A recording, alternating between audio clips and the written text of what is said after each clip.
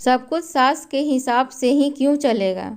ननद नंदोई आ रहे हैं, खाना जरा मन लगाकर ही बनाना।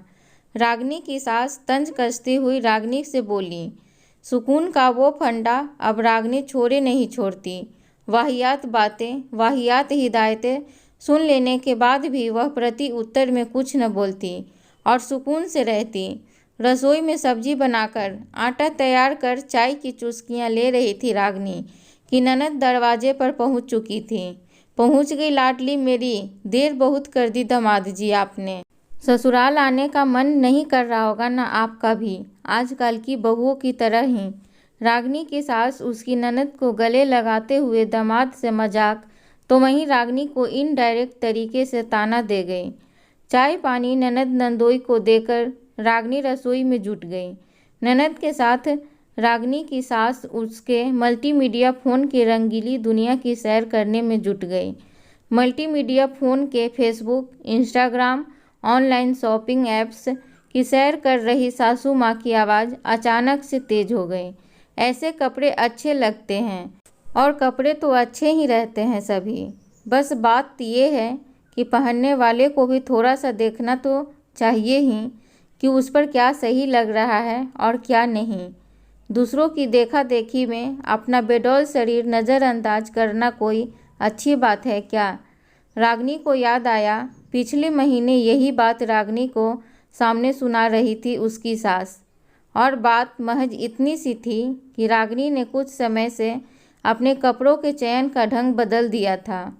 शॉर्ट कुर्ती, टॉप, कैफ्री को भी अपने लंबे लंबे कुर्तों के साथ अलमारी में जगह दे दी थी। उसका ये बदलाव सास को बिल्कुल सहन नहीं हुआ था और लगे हाथ उस दिन वो बोल पड़ी थी रागिनी से, मम्मी जी मैं पहनूं तो बुरा लगे, ननद पहने तो खूब फवे। ये क्या बात हुई। मेरा पति, मेरा बेटा मुझे इन आउटफिट में बहुत पसंद करते हैं। मेरे इस बदलाव से किसी को कोई आपत्ति नहीं है तो मुझे तो अच्छा ही महसूस होगा ना। आप घर के हर काम में राय देती हैं, मेरे कहीं आने जाने पर टोकती हैं क्योंकि ये घर आपका है, लेकिन मेरा बॉडी पर कौन सा आउटफिट कैसा लगता है आपसे नहीं पूछना मुझे। सास को ऐसा जवाब देकर मन ही मन बहुत असहज लग रहा था रागिनी को, और पति प्रतीक से उसने सब बात बता दिया। तब प्रतीक ने भी अपनापन लुटाते हुए कहा था, अपनी भी जिंदगी है, सब कुछ सास के हिसाब से ही चलना चाहिए, जरूरी तो नहीं है ना। हालांकि परेशान होकर ये बात कहते हुए 14 वर्षों की हिम्मत जुटाई थी उस दिन रागिनी ने। वो 14 वर्ष जब रागिनी बस यही मानती थी कि सास के हिसाब से चलने वाली बहू सास के दिल में जगह बना लेती है, लेकिन आज वो मिथक भी टूट गया। बस दिल दुखा था तो इस बात से कि सासू माँ से उसने कड़क शब्दों में बात की है। खोई हुई यादों से बाहर लौट आई रागिनी।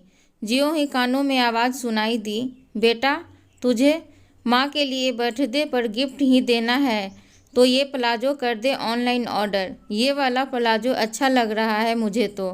रागिनी की सास ननद से बोल रही थी, ठीक है माँ, आपकी पसंद का गिफ्ट अभी किए देती हूँ ऑर्डर। रागिनी की ननद ने माँ से कहा और रागिनी हंस पड़ी और मन ही मन बुदबुदाई। 70 पार की उम्र में सास पहने प्लाजो और लंबे लंबे कुर्ते पहन बहू बनी रहे लाजो। आशा करती हूँ स्टोरी अच्छी लगी होगी। अच्छी लगी है तो प्लीज़ चैनल को लाइक शेयर सब्सक्राइब ज़रूर करें।